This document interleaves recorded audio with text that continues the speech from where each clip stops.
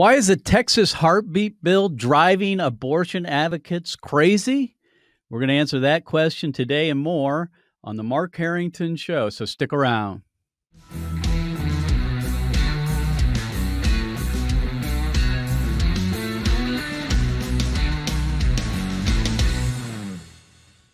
You're listening to Activist Radio, the Mark Harrington Show, and you can donate to the program by supporting Created Equal. You can do that by going to createdequal.org. So we're going to be talking today about a couple of subjects. The first is the Texas heartbeat bill, which as of today is still in effect in Texas, believe it or not. And abortion advocates are going nuts over this all across America. We're hoping to get to some of the upcoming events at the U.S. Supreme Court, which includes the Dobbs case, which could be the case that overturns Roe versus Wade, we hope. But more importantly, we're going to be talking about the National Day of Remembrance coming up this Saturday with my good friend and colleague in the battle, Eric Scheidler of the Pro-Life Action League. Eric, thanks for being on the show today. Be with you, Mark. So, hey, Eric, we got a lot to cover here. I want to get your take because this is an ongoing story here in Texas with the heartbeat bill. We're all familiar with heartbeat bills over the last 10 years. In fact, in Ohio, we introduced the first heartbeat bill. In fact, your mother and your father were here for that in Ohio. That was the first time it was ever introduced, and it was passed in 2019 here. It was not the first heartbeat bill to ever pass, but it was the first to be introduced. So I'm very familiar with this. I know you are as well. But this situation in Texas is very different. Let me just get your take on things on this. You know, we followed the Sanctuary Cities for the Unborn project, which was the first time that this whole idea of the right of private action was actually introduced in an ordinance. It was kind of a trial balloon, and then they put it in this Texas law, and as of now, it stands. What's your take on the law right now? What do you? Why is it that first of all, why you think this has remained in effect, and why is it that pro-abortion advocates are going nuts over this? Well, I think the reason it's still in effect is that it's such an unusual measure. There's never been anything like it. I mean, it's sort of similar to some of the laws that have been enacted to try to capture people in various kinds of government fraud, Medicare fraud, this kind of thing. Where private action can unveil stuff that the government would never find out about. But it's a strange sort of a model where you don't have the state actors like the attorney general who are enforcing it. And I think the courts don't quite know what to do with it. There's nobody to stop from enforcing it because there's no state officials involved in the enforcement. And there are no actual cases of people accusing someone of having participated in an abortion for them to actually file a motion to dismiss. So they're sort of stuck until they break the law and perform one of these abortions. There won't be a case for them to then try to take to a court, county court, state court, federal court, whatever it might be, to try to overturn the thing. So it's a very strange kind of a situation, and we're in this sort of holding pattern, waiting for something to happen. But for me, I think the greatest significance of this measure is really the very fact that the Supreme Court did not intervene in order to block it. And I think they could easily have justified doing so because of the strangeness of it. The fact that they've left it standing, I think, is significant. And the good news is, as of today, it is in effect, and the abortion centers, as far as we can tell, and we've been making calls to check in to make sure that they're at least to check to see whether they're actually following the law. And as far as we can tell, they are. The abortion centers in the state of Texas, for the most part, as far as we can tell, are actually adhering to the law. So that means that babies are being saved right now. That means that babies with heartbeats are being protected in Texas. And that's generally after 6 weeks or so. We have people we've called, and the abortion clinic operator tells us that you can't have an abortion here. You have to go outside the state. So that's all good news. We're watching it very closely here, as well as you are. Also, let's move on to, I think, the most important case, and that is the case that's coming before the U.S. Supreme Court in Dobbs versus Jackson Women's Health Organization, which a lot of folks believe that this could be the very case that overturns Roe v. Wade. If you would put on your, I guess, your prognostication cap, and tell me what your thoughts are on the odds of that happening. Well, Mark, you and I have talked about this many times over the years, formally and informally. And, I've Yeah. been very skeptical of the possibility that Roe v. Wade would be overturned anytime soon. Hmm. But I'm coming around, actually, Yeah. on this particular case. There's a great article in the journal First Things by a legal scholar, Robert George, Robert George. about Yep. this. He's arguing that he believes the Supreme Court will overturn Roe versus Hmm. Wade and Casey versus Right. Planned Parenthood. And I'm coming around to that view. I'm cautious. I don't want to jinx us, as it were. We've been Right. so disappointed. I mean, Casey, many people thought would be back in '92, the way that Roe versus Wade would be overturned. But back to the Texas law, the fact that the Supreme Court did not intervene here, I think signals a lot.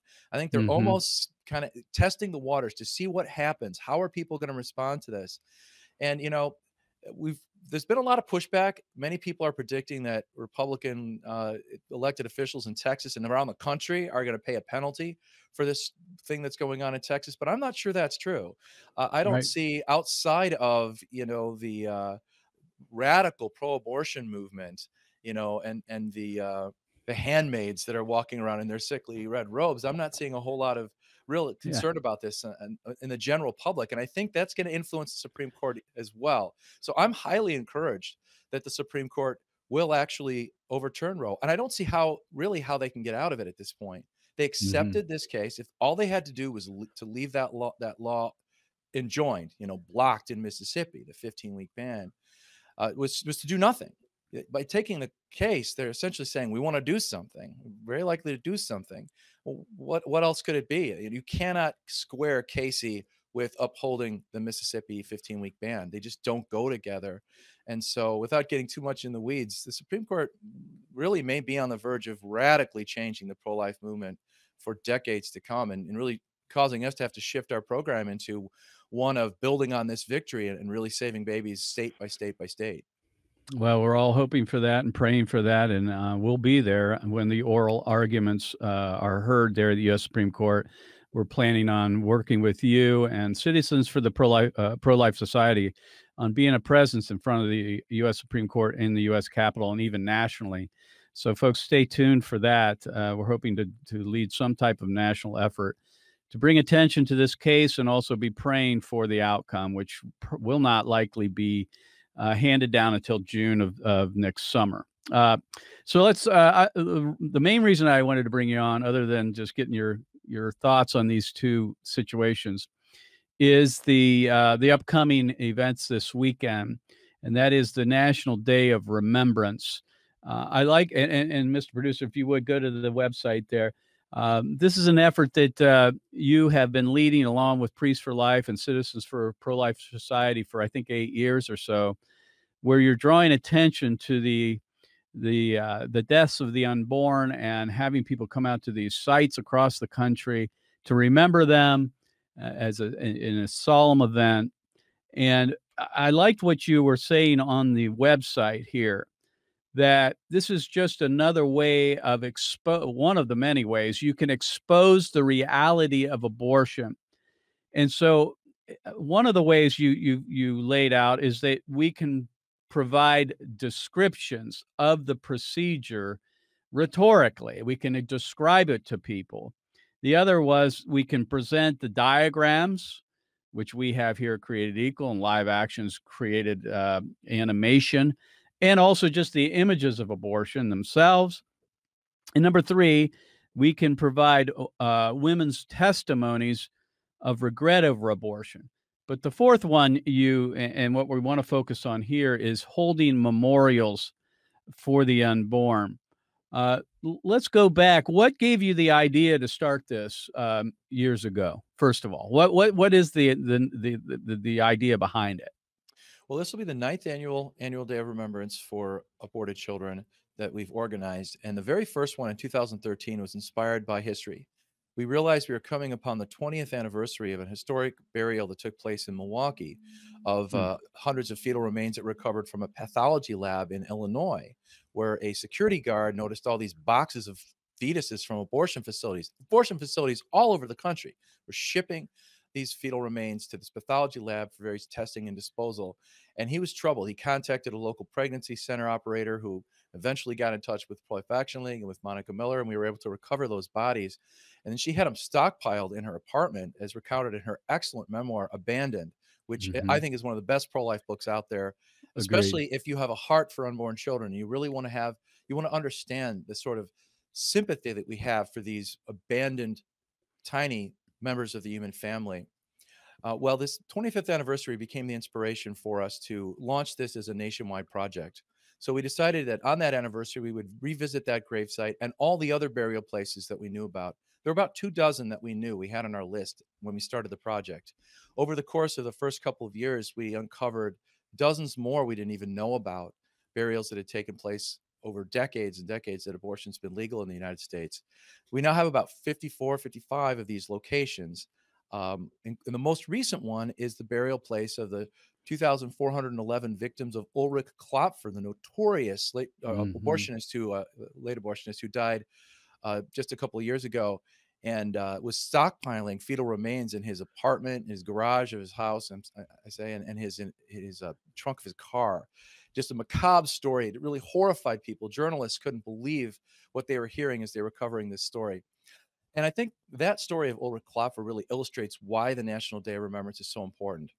What horrified people were the bodies, the idea of these Right. tiny little fetal bodies. The bodies are really the dirty little secret of abortion.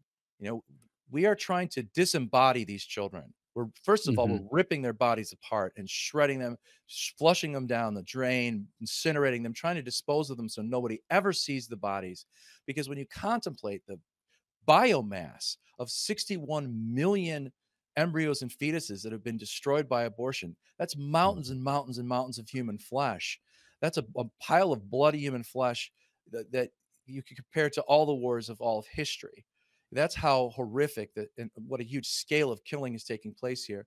The bodies are really the scandal of the abortion industry. And when we go to the places where some of those bodies are buried, we reveal that. When you stand above a grave where thousands of corpses have been laid, that makes the issue real to you in a way that nothing else can. Well, and I've said more than once that one of the reasons why we use abortion victim photography in the public square is not only because it's highly effective in changing hearts and minds and starting the conversation on abortion, but I feel an obligation to stand with the unborn. And this is the only representation, at least um, visually, that we have. And those are the images. And I, in some way, those who stand with the unborn using these victim photos are standing in solidarity with them and in their deaths. And in some way, we are identifying with the pain and suffering that they went through. And I often believe that this project that you have here of remembering the unborn by visiting the grave sites is kind of a similar notion. I think that Monica puts it best in her book that they're abandoned. This is really the last way that we can pay our respects to them. Is that kind of the motivation on this as well? Because we have the website up with all the sites that people can go to this weekend. Is that some of the motivation that you had behind the idea? Yeah, absolutely. This is an effort to humanize these children, to speak out on their behalf, and to, in a sense, be buried with them, to Right. think about the sadness of the loss of their lives. I mean, when you stand, there's a grave site in the suburbs of Chicago where I will be with the Day of Remembrance, Mhm. officiating over there. 2,033 corpses, tiny, tiny little corpses, are buried in two Mm. caskets in this burial plot. You stand there; these babies were buried in 1987. You think about how they would be, in their 30s now. These kids, Right. some of them would be parents. Some of them would maybe even be grandparents at this point. So it's generations that have been cut off. We don't know if they were little boys or little girls, or whether they would have grown up to be ballerinas or bank robbers. Either way, we recognize their humanity, and we sympathize and stand in solidarity with them, because they deserve to be represented and they deserve to have people mourn for them. And that's really what it's Amen. all about. Our Lord said, Amen. "Blessed are they who mourn, for they will be comforted." Mhm. We need to stand in solidarity with them, but we also need to be comforted. We need God's comfort over this horrifying scandal of violence and injustice to this class of humans. So, friends, I want you to take action today. And the first thing you can do is go to the website, National Day of Remembrance. There is a page there that displays all of the sites across America. It also gives you a list of the states below it. So, wherever you live, whatever state you live in, you can find a site to go to this Saturday, that is September 18th, and be part of the National Day of Remembrance. So you can go to nationaldayofremembrance.org/sites to find out where you can participate in one of these events. And I think that's a very strong, and it's a strong public witness to the Holocaust of abortion.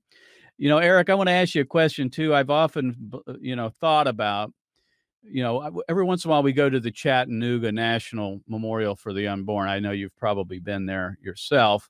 We do that as part of our justice ride. It's usually it tends to be the most impactful event for our young people to actually see the names of unborn babies on the wall that were killed at this site, which is now, of course, a memorial. But I've often wondered, it's kind of unusual that we actually have memorial sites for a Holocaust that's ongoing. Now, I know these memorial sites aren't like the Holocaust Memorial in Washington. That's different. This is a place where men and women can go to mourn or grieve their unborn children. For one, I hopefully someday we'll actually have a national memorial for the unborn in Washington, D.C., a Holocaust type memorial that will memorialize this time in our history. We're not there yet, but I do believe these have an important significance in our movement. So, folks, you can go to, again, National Day of Remembrance.org, and you can find out where you can participate in this weekend's services. The other thing is, folks, if you want to subscribe to our podcast, you can go to markharringtonshow.com. We have a list of all the different podcasts. All the popular podcasts are represented there. And if you would leave a 5-star review, that helps us get the information out in front of others. So, Eric, I want to continue on this vein, talking about the unborn and the victims of abortion. You're one of the few in America, like Created Equal, that actually displays the broken bodies of aborted baby victims in public. If you would give a short defense for that, because I know a lot of folks in our audience, I think it's less of an issue, obviously, today than it used to be. I think we've kind of overcome this and realized how effective it is.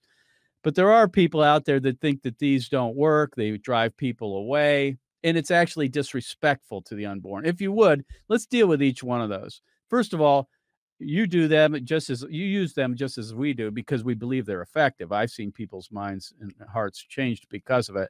But your father was a pioneer of this type of activism. If you would speak to that a little bit. Well, we know that seeing the victims of abortion was the thing that inspired so many pro-life leaders to get involved. When you actually, Yeah. go to a group of pro-life leaders, people heading up organizations, whether it's, a state level organization or a national organization, and you ask them what inspired them to get involved, I'd say at least 50%, maybe three quarters will say they saw a picture and it was that they knew abortion was wrong. It was uncomfortable for them, but they saw a picture and that made it real. It made the victims real to them in a way nothing else had. And that's when they went from being against abortion to fighting Right. abortion. And that's an important distinction Well, to it draw. convinced me. I mean, it was one of the things that convinced me to get involved. That was my father as well. He saw a picture back in 1972 on a flyer that reminded him of my baby picture of an aborted baby Mm, killed in Canada very, wow. very late in pregnancy. And that was what turned him into an activist and made him start to obsess about the issue and research it and then eventually become a leader in the movement. We're often told that it's somehow, disrespectful to display these Right. images of these children. Um, yeah, Monica Miller, I think, really nails it when she talks about this issue. These children have a right to be seen. It's disrespectful to hide their bodies away forever and never Agreed. show the world that turned its back on them what it meant, what that apathy and disinterest in the fate of these children really meant. It meant bloody, mangled corpses. It meant human life cut out in its very first steps. It meant, you know, little boys who will never take their first step, little girls who will never draw their first breath or speak their first word. These are real victims who deserve to be known as real victims of injustice. And I understand that people aren't comfortable with the pictures, and I understand that they are more effective in some environments than in Hmm. others. We're Right. judicious with our use of these images. We don't walk around with bloody corpses emblazoned on our T-shirts when we go to every single event.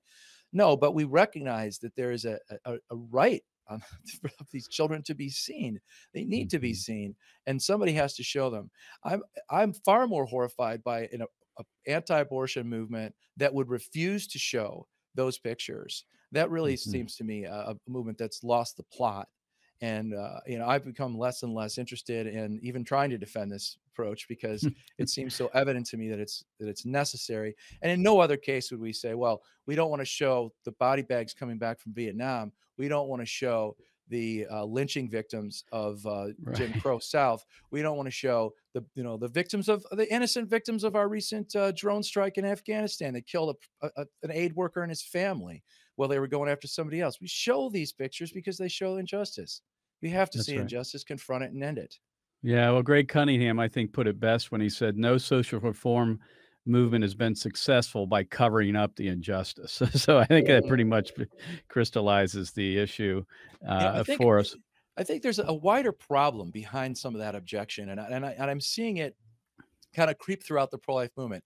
This false dichotomy between protest and peacefulness, as if Mm, and sometimes it's a dichotomy between protest versus prayer. People say, "Oh, we're doing prayer. We're not doing protest." Well, I can promise you, every time we protest, we're praying before, during, and after. And right. prayer is itself, by definition, prayer to a God that half the world doesn't believe in, is a kind of protest already.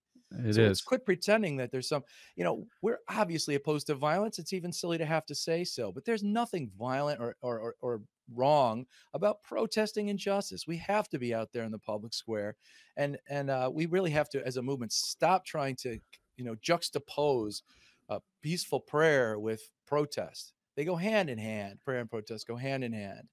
Right, and every time we show an aborted baby a victim, we are protesting the violence. The violence is actually what occurred to the unborn child.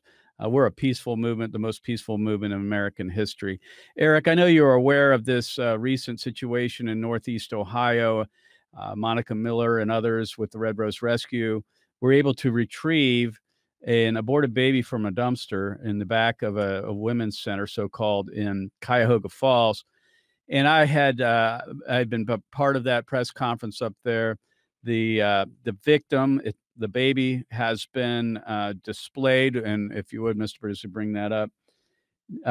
This makes it real. We had all of our staff come and actually view the child. I felt it was important that this no longer this can easily become an issue to debate. Mhm. It can become even an abstraction in some ways to pro-life advocates. And we had the opportunity to see the unborn baby, and that baby is going to be buried here on the 25th of September. And folks, if you live within the Cleveland, Ohio area, and you're interested in being part of this funeral, just go to createequal.org and send us an email and say, hey, you would like to be part of it. That's going to be 1 p.m. on September 25th. And I know, Eric, that's brings us back to the National Day of Remembrance, and we got about a minute here. This is happening this Saturday. If you would kind of wrap it up as to why we feel this is an important thing that pro-life activists should be involved in. I think a lot of people think, I just want to do the activism. I want to go out and be at the abortion center. I want to decide what counseling.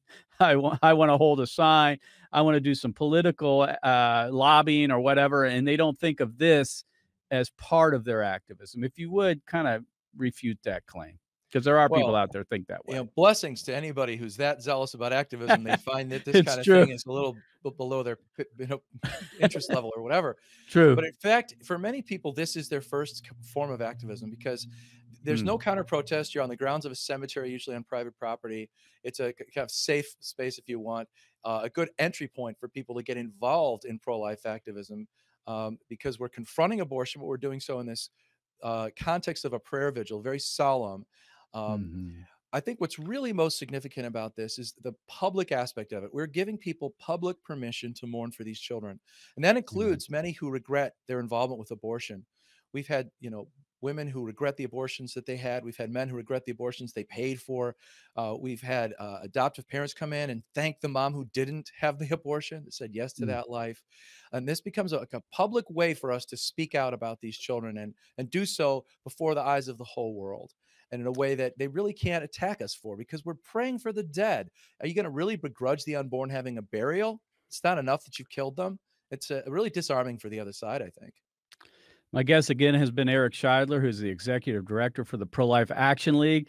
And folks, you can get involved in this week's National Day of Remembrance by going to nationaldayofremembrance.org.